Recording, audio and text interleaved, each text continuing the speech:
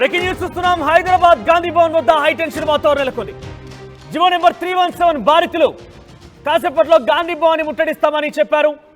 ప్రస్తుతానికి వారు అందరిని అడ్డుకోవడానికి భారీ ఎత్తున గాంధీ భవన్ ముందు పోలీసులు మోహరించున్నారు.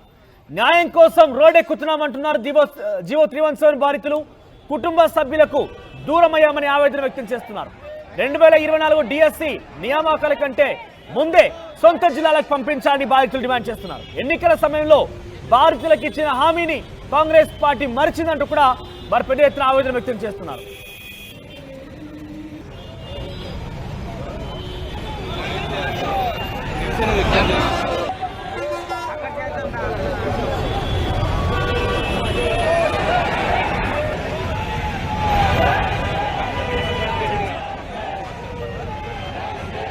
జీవో నెంబర్ 317 బాధితులకి ఎగ్జాక్ట్ గా గత ప్రభుత్వంలో అది హామీ నెరవేరకపోవడంతో ప్రతిపక్షంలో ఉన్న కాంగ్రెస్ పార్టీ పిసిసి అధ్యక్షుడి హోదాలో రేవంత్ రెడ్డి అక్టోబర్ 2వ తేదీన అంటే సుమారుగా సంవత్సరం కాలం కావస్తోంది.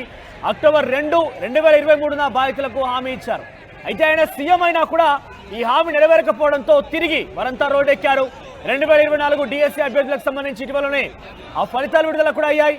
తమకు కనుక అవకాశాలు ఉండవని, వారు కనుక నియామకం అయితే తమకు అవకాశాలు ఉండవని చెప్పి కూడా బాధితులు ఆవేదన వ్యక్తం చేస్తున్నారు.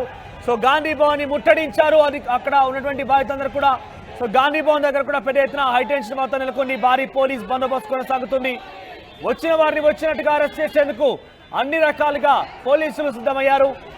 జీవో నెంబర్ 317 సంబంధించిన ఇష్యూ సుమారుగా పెద్ద ఎత్తున 3-4 ఏళ్లుగా కొనసాగుతోంది. గతంలో బీజేపీ కూడా ఈ విషయం పైన బండి సంజయ్ పెద్ద ఎత్తున ఆందోళన చేపట్టి నిరసన వ్యక్తం చేసి ఆయన కూడా అరెస్ట్ చేశారు పోలీసులు. సో ఈ రకంగా జీవో నెంబర్ 317 అపరిష్కృతంగా సమస్యగా సుమారుగా 2-3 ఏళ్లుగానే ఈ యొక్క వివాదం కొనసాగుతోంది.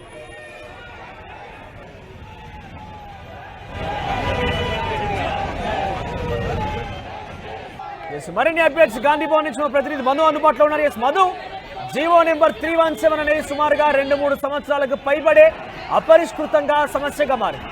సో గతంలో ప్రతిపక్షంలో రేవంత్ రెడ్డి కూడా హామీ ఇచ్చారు. కానీ ఆ హామీ ఇచ్చి కూడా ఈ రోజుకి ఏడాది అవుతోంది. ఆయన ప్రభుత్వం ఏర్పాటై కూడా సుమారుగా 9 నెలలు అయిపోయింది కూడా.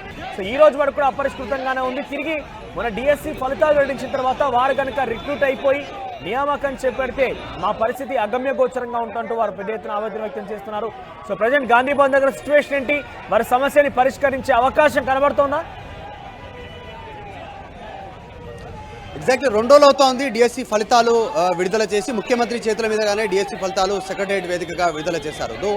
ఈ అంశంలో ముఖ్యంగా ఆందోళన వ్యక్తం అవుతోంది క్షేత్రస్థాయికి సంబంధించినటువంటి దీంట్లో వీళ్ళు జీవోని సవరించాలి, లేదంటే పూర్తిగా ఎత్తివేయాలనేటువంటి డిమాండ్ చేస్తూ ఉన్నారు.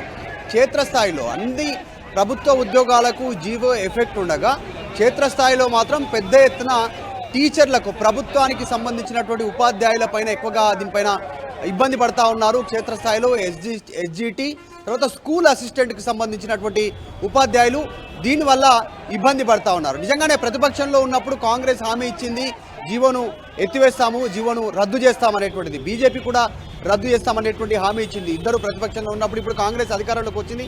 317 జీవో పైన నోరు మెదపట్లేదు. క్యాబినెట్ సబ్ కమిటీ వేసింది. క్యాబినెట్ సబ్ కమిటీకి దామోదర్ రాజనరసింహ చైర్మన్గా ఉన్నారు. సభ్యులుగా దుద్దిల్ల శ్రీధర్ బాబు ఉన్నారు, మంత్రి, తర్వాత పొన్నం ప్రభాకర్ ఉన్నారు, ఇంకా కొద్దిమంది అధికారులు ఉన్నారు. అయినప్పటికీ కూడా ఇప్పటికీ పలు దఫాలు భేటీ అయినటువంటి ఈ క్యాబినెట్ సబ్ కమిటీ ఒక క్లారిటీ ఇవ్వకపోవడంతో తీవ్రమైనటువంటి ఆందోళన చెందుతూ ఈరోజు గాంధీ భవన్ ముట్టడికి వేలాదిగా ప్రభుత్వ ఉద్యోగులు వచ్చారు. 317 పైన ప్రభుత్వ వైఖరి ఏంటి ఇమీడియట్గా చెప్పాలనేటువంటి ఒక డిమాండ్ చేస్తూ ఉన్నారు. అది చెబుతూనే క్లియర్గా గతంలో వారు ఏ రకంగా నష్టపోయారు, ఉమ్మడి జిల్లాలు 10 జిల్లాలు ఉన్నటువంటి సందర్భంలో గత ప్రభుత్వం ఒక్కసారి 31 జిల్లాల కింద దీన్ని విభజిస్తూ నిర్ణయం తీసుకుంది. తర్వాత కొన్ని రోజుల తర్వాత 33 జిల్లాలు చేస్తూ నిర్ణయం తీసుకుంది. దాని తర్వాత సవరణ చేస్తూ నిర్ణయం తీసుకుంటూ 33 జిల్లాలకు గాను ఆ స్థానికత ఆధారంగా కాకుండా సీనియారిటీ వైజు ఈ ప్రభుత్వ ఉద్యోగులను కేటాయిస్తూ నిర్ణయం తీసుకోవడం జరిగింది.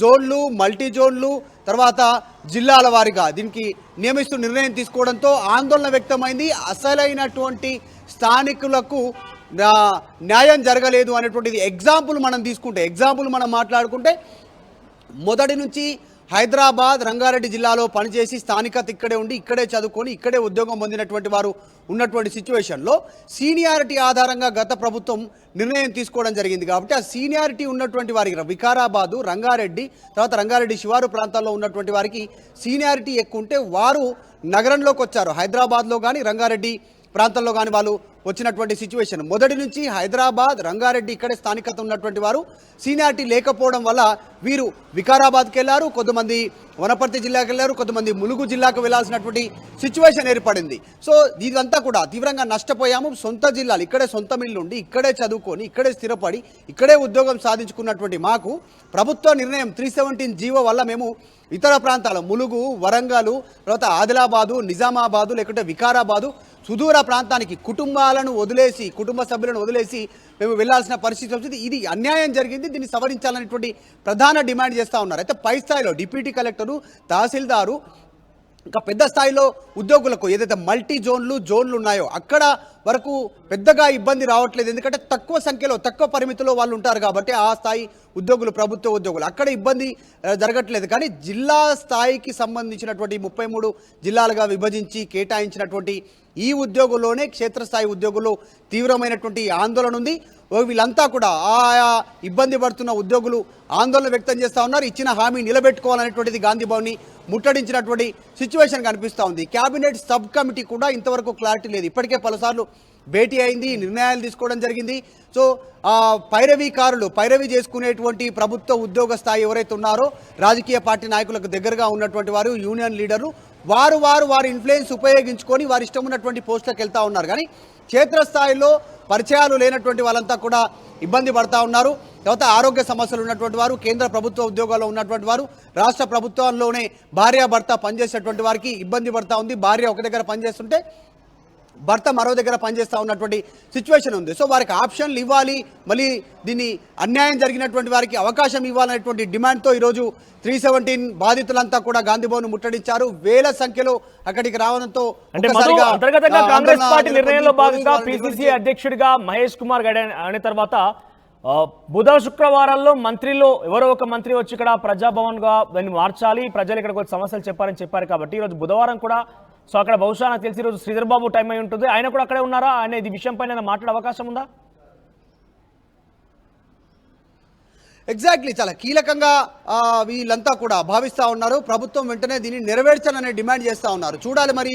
ఈరోజు ఆల్రెడీ గాంధీ భవన్లో అధికారిక కార్యక్రమాలు ఉన్నాయి. పిసిసి చీఫ్ కానీ కొద్దిమంది కీలక నాయకులకు సంబంధించిన సమావేశాలు ఉన్నాయి. వీరిపైన రెస్పాండ్ అవుతారా లేదా అనేటువంటిది చూడాలి. 4th 4వ తారీఖు రోజున శ్రీధర్ బాబు గాంధీ భవన్కు రానున్నారు. ప్రజాపాలన పేరిట వీరైతే నిర్ణయం తీసుకోవడం జరిగిందో సో ఆ రోజు ఆయనకు వినతి పత్రం ఇవ్వడానికి ఈ 317 బాధితులతో పాటు చాలామంది రాష్ట్రంలో అనేక సమస్యలు ఎదుర్కొంటున్నటువంటి వారు వచ్చి కలిసే అవకాశం ఉంది. ఇప్పటికే ఇద్దరు మంత్రులు దామోదర్ రాజనరసింహ, ఉత్తమ్ కుమార్ రెడ్డికి సంబంధించి ఇద్దరు గాంధీ భవన్లో సమయం ఇచ్చారు. కొన్ని గంటల సమయం కార్యకర్తలకు, సాధారణ ప్రజలకు సమయం ఇచ్చే అవకాశం. శ్రీధర్బాబు రానున్నారు. సబ్ కమిటీలో ఆయన కూడా మెంబరు. సో ఆయనను కలిసేటువంటి అవకాశం ఉంటుంది. డైరెక్ట్గా ముఖ్యమంత్రి రెస్పాండ్ కావాలనేటువంటి డిమాండ్ని ఈ 317 బాధితులు చేస్తూ ఉన్నారు. కేవలం దీంట్లో ఒక టీచర్లు, ప్రభుత్వానికి సంబంధించిన ఉపాధ్యాయులకు సంబంధించినటువంటి వ్యక్తులే కాకుండా మిగతా వర్గాలు కూడా చిన్న స్థాయికి సంబంధించినటువంటి వారు కూడా క్లర్కులు కావచ్చు, ఇంకా వివిధ విభాగాల్లో పనిచేస్తున్న చిన్న స్థాయి ఉద్యోగులు కూడా ఇబ్బంది పడుతూ ఉన్నారు. 317 మొత్తం ప్రభుత్వ ఉద్యోగులకు ఎఫెక్ట్గా మారడంతో దీనిపైన దృష్టి పెట్టే ప్రయత్నం చేస్తూ ఉన్నారు. మరి క్యాబినెట్ సబ్ కమిటీ చెప్తున్న ప్రకారంగా కొన్ని వేల సంఖ్యలో అక్కడికి చేరుకున్నారు కాబట్టి పెద్ద ఎత్తున ఇది ఒక ఉద్యమంలాగా మారే అవకాశం ఉంది. ప్రభుత్వం ఇప్పటికే పలు విషయాల్లో విమర్శలు ఎదుర్కొన్న నేపథ్యంలో ఇది ఒక సమస్యగా మరింత మారే అవకాశం ఉన్న నేపథ్యంలో గాంధీ భవన్ ముట్టడి కార్యక్రమాన్ని గురించి వాళ్ళు ఒకవేళ గనక ససేమిరా అంటూ వస్తే గనక అరెస్టులు ఓకే, కానీ కనీసం ప్రభుత్వం నుంచి ఎవరో ఒకరు ప్రతినిధిగా ఉండి మాట్లాడి వారి సమస్య పరిష్కారం కోసం భరోసా ఇవ్వాల్సిన అవసరం ఉంటుంది. కాబట్టి ఎవరైనా ఆ దిశగా ప్రయత్నం చేసే అవకాశం ఉందా? అనేక సమస్యలు నిజంగానే ఒక్క సమస్య కాదు. ఇటు ఒకవైపు హైడ్రా, ఒకవైపు మూసి, మరొక వైపు రేషన్ కార్డులకు సంబంధించినటువంటి ఇష్యూ ఒకటి డబుల్ బెడ్రూమ్ ఇష్యూ ఒకటి నడుస్తూ ఉంది. తర్వాత పెన్షన్దారులకు సంబంధించి రైతు భరోసాకి సంబంధించినటువంటి అంశం ఒకటి ప్రతిపక్షాలు తెరపైకి తెస్తూ ఉన్నాయి. ఆల్రెడీ 46 జీవోకి సంబంధించి కానిస్టేబుల్ ఉద్యోగులు ఎవరైతే రాశారో వారు సమస్య తీస్తూ ఉన్నారు. వారు మొన్న గాంధీ భవన్ దగ్గర ధర్నా చేశారు. ఇప్పుడు 317 సంబంధించినటువంటి జీవో బాధితులు వాళ్ళంతా కూడా అన్యాయానికి గురయ్యాము, సొంత ప్రాంతాన్ని వదిలి వేరే ప్రాంతానికి వెళ్ళి మేమేదో తలదాచుకున్నట్టు ఇక్కడ పనిచేయాల్సి ఉంటుంది. గత ప్రభుత్వం ప్రభుత్వం చేసినటువంటి తప్పిదం వల్ల మేము ఇబ్బంది పడతా ఉన్నాం, మీరు ప్రతిపక్షంలో ఉన్నప్పుడు హామీ ఇచ్చారు, ఎందుకు చేయలేకపోతున్నారు అనేటువంటి నిలదీస్తున్నారు. ప్రభుత్వానికి రోజుకొక తలనొప్పి తెరపైకి వస్తూ ఉంది. మరి వీళ్ళంతా కూడా ఈరోజు వేల సంఖ్యలో గాంధీ భవన్కి వచ్చినటువంటి సిచ్యువేషన్ మూకుమడిగా ఈరోజు ఇలాంటి సిచ్యువేషన్లో ప్రభుత్వం ఎట్లా హ్యాండిల్ చేస్తుంది, సబ్ కమిటీ ఏం నివేదిక తయారు చేస్తుంది, ముఖ్యమంత్రికి ఎప్పుడు ఫైనల్ తుది నివేదిక సమర్పిస్తుంది అనేటువంటిది దీనిపైన చర్చ కొనసాగుతుంది. 317 బాధితులు మాత్రం ఎక్కడ కూడా తగ్గేది లేదంటున్నారు. ఖచ్చితంగా ప్రభుత్వం దిగి రావాల్సిందే, ఇచ్చిన హామీని నెరవేరాల్సిందే. లేదంటే 317లో ఆ జీవో రద్దు చేయకుండా 317 జీవో వల్ల నష్టపోతున్నటువంటి వారందరికీ కూడా న్యాయం చేసేలా దీనిపైన మార్గదర్శకాలు రిలీజ్ చేయాలనేటువంటి ఒక డిమాండ్ని, ఒక పట్టుదలను వారు ప్రదర్శిస్తూ ఉన్నారు. పెద్ద ఎత్తున ఆందోళన చేయడంతో ప్రస్తుతం ప్రభుత్వం కూడా దీని మీద దృష్టి పెట్టింది. చూడాలి ప్రభుత్వం దీనికి మరి వీళ్ళందరి ఆందోళనకు తలొగ్గుతుందా లేదా ఈ ఆందోళన మరింత ఉధృతమవుతుందా చూడాలి. రైట్ మధు, సో మొత్తం మీద జీవో నెంబర్ 317 సుమారుగా 2-3 ఏళ్లకు పైగానే కావస్తోంది. ఈ సమస్య చాలా క్లియర్గా ప్రతినిధి మధు చెప్పినట్టుగా సీనియారిటీ ఆధారితంగా చూస్తే కనుక, ఉదాహరణ కనుక తీసుకుంటే వికారాబాద్లో పనిచేసేవారు కనుక సీనియారిటీ కనుక ఉండి ఉంటే వారు యథేచ్ఛగా హైదరాబాద్ లాంటి సిటీలకు వాళ్ళు కోరుకున్న చోటుకు వెళ్ళొచ్చు. కానీ స్థానికత ఉండి ఇక్కడే చదువుకొని ఇక్కడే ఉద్యోగం సంపాదించి ఇక్కడే ఉద్యోగం చేస్తున్న వారికి సంబంధించి సీనియారిటీ లేకపోవడం కారణంగా వారు ఇతర సుదూర ప్రాంతాలకు వెళ్లాల్సి వస్తుంది. ఈ నేపథ్యంలోనే స్పౌజ్కి సంబంధించిన అంశం కావచ్చు, 317 జీవో కావచ్చు, రెండు కూడా వివాదాస్పదంగా ఉన్న నేపథ్యంలో పెద్ద ఎత్తున వారంతా కూడా రేవంత్ రెడ్డి తమకు హామీ ఇచ్చి కూడా సంవత్సరం పాలన పాటు కావస్తోంది. ప్రభుత్వం ఈరోజు వచ్చింది, ఆయన ముఖ్యమంత్రి అయ్యాడు కాబట్టి ఆయన తమ సమస్య